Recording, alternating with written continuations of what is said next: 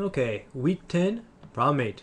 A string that is 20 centimeters long and has a mass per unit length of 8 times 10 to the negative 3rd kilograms per meter is stretched to a tension of 15 newtons.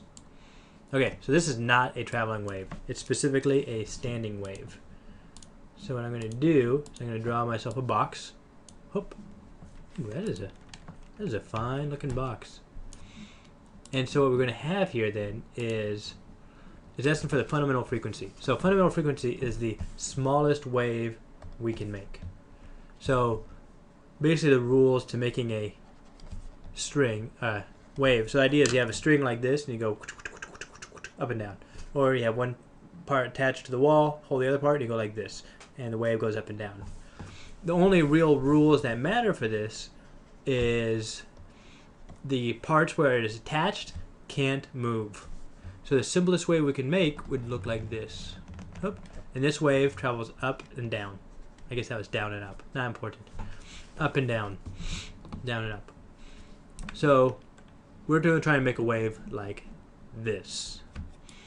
So we're going to look at this in terms of, so we have a tension, and we're going to have a frequency, and we're going to have a velocity and a wavelength. So I'm not quite sure what velocity means here, but it still kind of applies.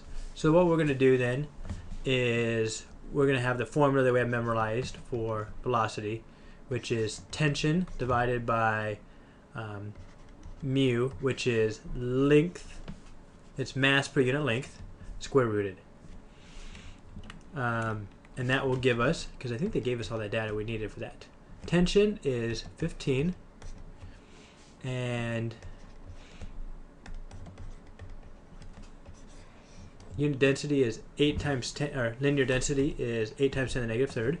So this is going to be 15,000 divided by 8 square rooted. So 15,000 divided by 8. I'll do times 10 to the 3rd. That way, just, in case I'm making a terrible calculational error, Wolfram will save me. Ignore that last part. 15 times 10 to the 3rd, 1875 equals 1875. And this, I guess, by what, meters per second? I'll say meters per second. Okay.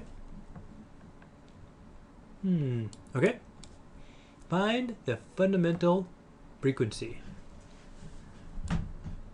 So now that we have the velocity, we're going to use that to find the frequency. So, write out real quick. Velocity, distance divided by time, which is distance, which is wavelength times frequency.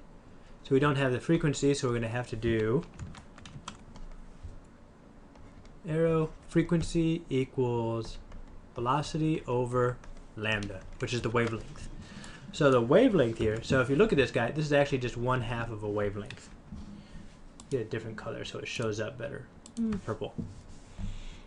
This guy is only 1/2 of a wavelength. So the wavelength here, if this box is 0.2 meters, i.e. 20 centimeters, then one whole wavelength is going to be 0.4 meters. 20 centimeters? Yep, I'm going to go with that.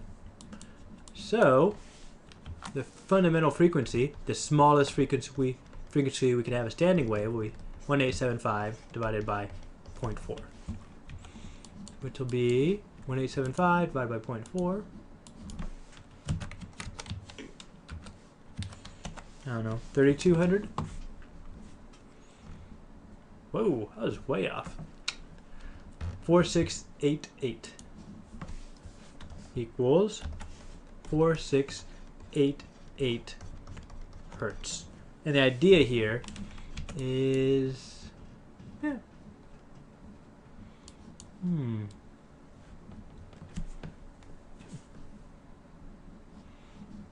does seem kind of high. It's possible. So we have 15 divided by 8 times 15,000. So that's like 2,000, 2 times 10 to the 3rd. Maybe I got the speed wrong. So 15 times 10 to the 3rd divided by 8 square root of answer. I think that's what I did wrong right there. Ah, 43.3. Gosh. Darn those square roots. Alright. So, get rid of this guy. 43.3.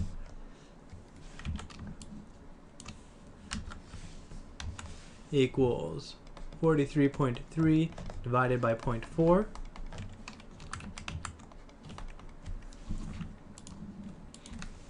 Quantity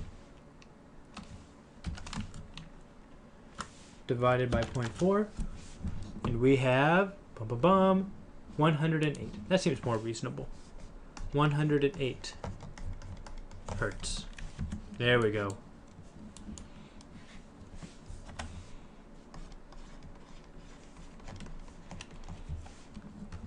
So then it asks us to find the next three frequencies that we could use to cause standing waves on the string. So we do the same process with the box, except this time we make the next smallest possible standing wave by adding one more node. We go from 0 nodes in the middle to 1. And a node is just a place which isn't moving. It's a stationary point. So then after that we add another node.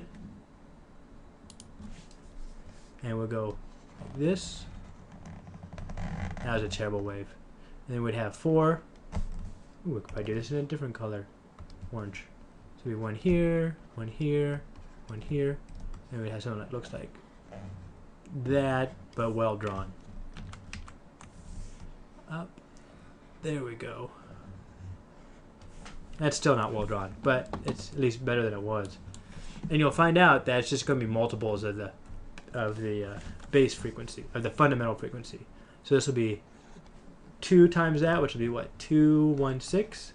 This will be 3 times that, would be 324. And then 4 would be 4, 3, 2. Bam. And that's all you did for this problem. The idea is they want to see the fundamental frequency, and the following frequencies are always multiples of the fundamental frequency. So, not too bad. The idea here is you start with your equation to find the velocity. You convert your velocity into a wavelength and a frequency. Only equation you really have to memorize here is velocity equals square root of tension divided by linear mass density. And don't forget to square root. And you work through it. Not too bad. On to problem 9.